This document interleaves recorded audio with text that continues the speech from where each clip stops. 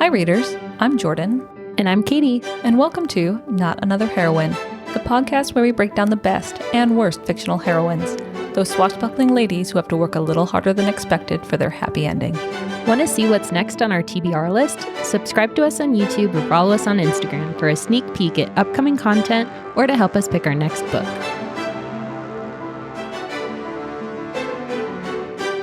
It's the pick of the week. That's all we get. I'm too giggly. That's fair. Sorry.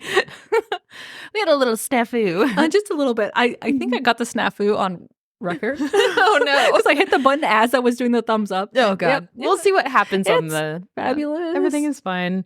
It's my pick of the week, and I'm almost positive this is another Kindle Unlimited. What? I know. Which one? I know. So it's Only a Monster by Vanessa Len. You said this one was good though. Mhm, This is the one I tried. I'm Yeah. just gonna sit back. Yeah, that's fair. Because how far into it did you get? I got to I think page 3 where she Oh, talks okay. about, or no, not even page 3. It was page 1. I've liked this boy for all summer and now we get to go on a date. I'm like, nope.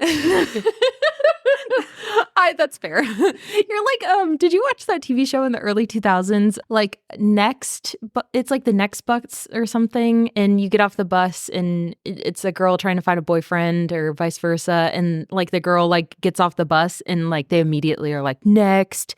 And it's like, you don't even know me.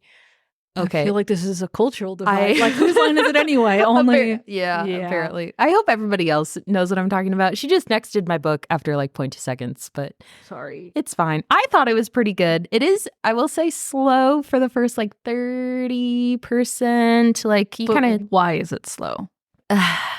So these are young. It's like YA, but like YA, and I'm a smut lover, like I will say, but it's YA and the story is fun and like the world building is entertaining and like you're intrigued by the concept that it like keeps you going. Like I will say the first 30% was a struggle for me and I like took a long time to finish it. And then like you hit that 31% and it was like I smashed it out in 2 or 3 hours.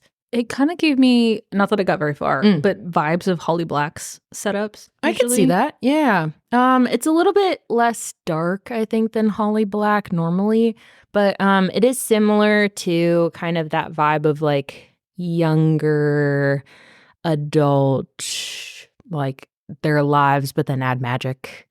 Yeah. So it's set in a modern day. So the concept is basically we have this young girl who's half monster, half like person, but like monsters just look like every other person on the face of the planet. You can't really tell, except half of her family are all like full-blooded monsters. And she doesn't really know what that means until she's like 16 and she's spending the summer in London, I think, with her family. Her dad is in Malaysia, visiting his family. And she's been working at this like museum house, like a historical house that they've turned into a museum and have tours and stuff. And she's like, I'm a history buff. Like, this is kind of fun. And I'm a nerd, but whatever. And so she's been working at this library for like half the summer. And there's this boy there that she like really likes. And Yeah. Yep.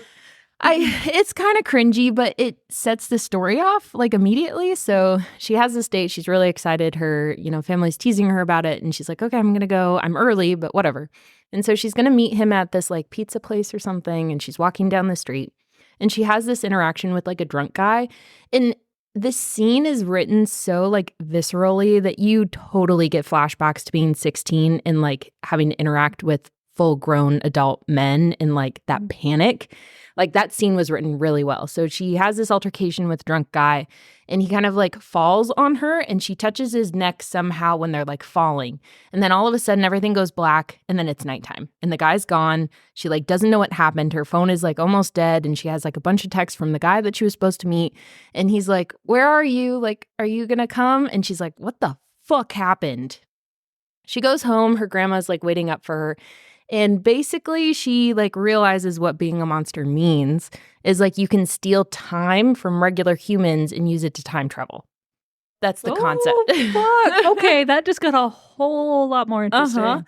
And so she's immediately like disturbed, disgusted because you're not just like stealing time, like you're taking time off of their like time alive. That's so cool. I know.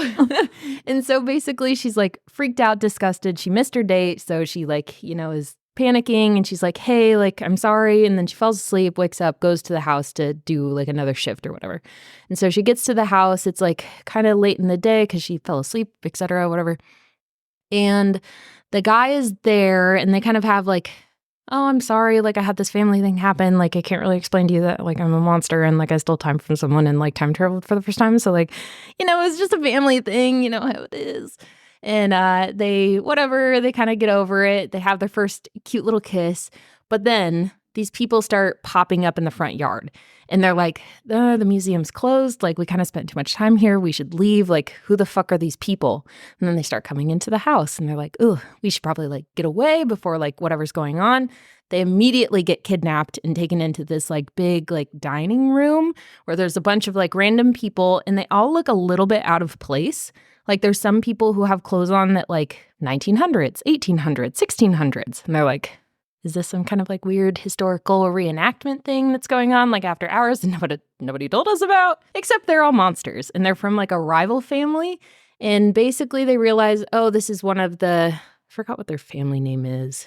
Like Olivers or something. It's like, oh, this is a girl from whatever family and there's some random human boy, like kill him.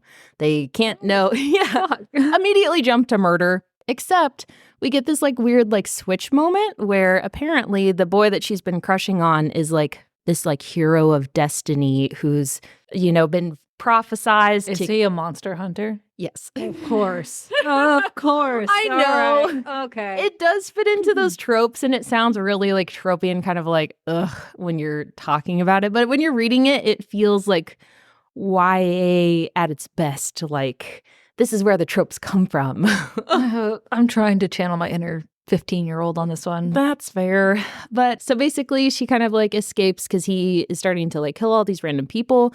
But she has an actual like real person response, not the like YA response where you're like, oh my God, I love him and he saved me. It's like, no, he murdered a bunch of people in this room. And then there's like other monster hunters that are coming in and like murdering all of these people in front of me. Like, I am traumatized. And she had managed to like send out a text message to her family, like, can someone help me? Like, I'm being kidnapped. And her family shows up and they try to help her. They're all murdered too. And she is the wait, yes. What? Yeah. She sees like some of their bodies, like as she's like running through the house trying to escape. And then she sees her cousin. Yeah, her older cousin who's a girl. And she's like yanks her into a room. And they're with their grandma who's like dying out, basically like stabbed in the gut. And the grandma like gives her this like necklace thing that becomes important later, whatever. The girl is the only one to escape. Like they shove her through a window as somebody else is murdered, etc. And she like runs through this maze and she meets this kid who was part of the other family when they were all in that big dining room. And he was the one that was like, hey, like maybe we shouldn't kill her. But his dad is like, shut the fuck up. And he's like, okay, like I'm just a son. I can't do anything. And so she saves him kind of unintentionally from one of the monster hunters. And he's like, okay, like I, tried to save you, but you successfully did it. Like, oopsie. And so basically it's them on the run from these monster hunters who are trying to find them.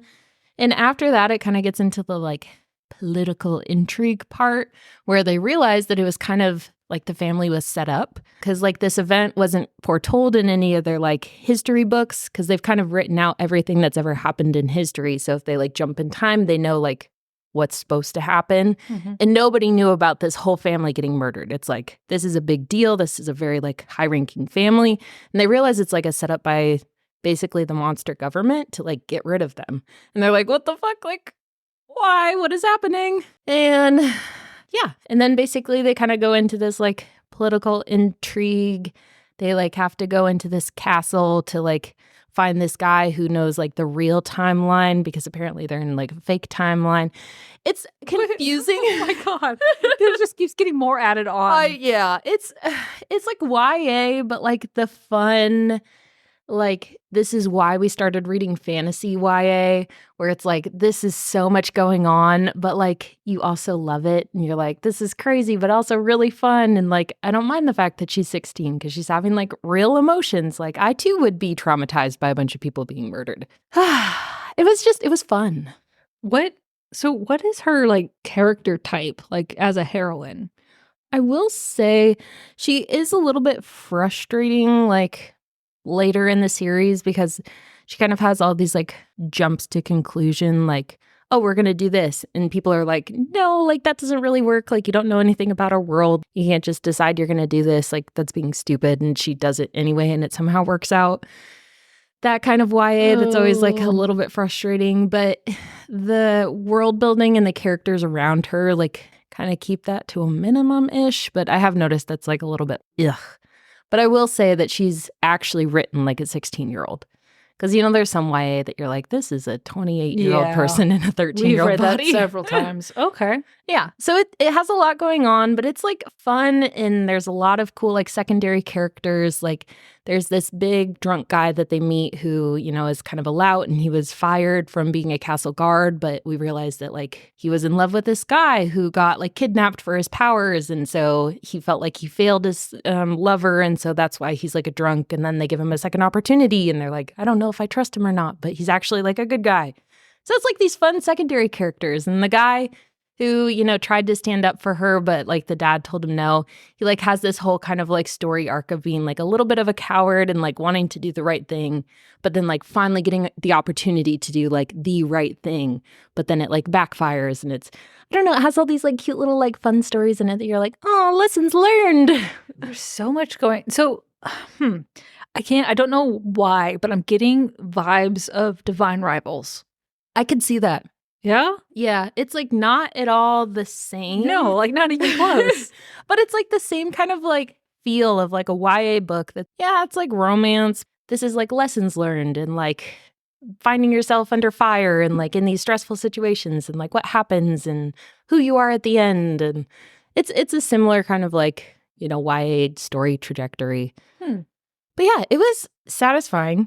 I got through the first 30% and it took a while, but I finished the whole thing.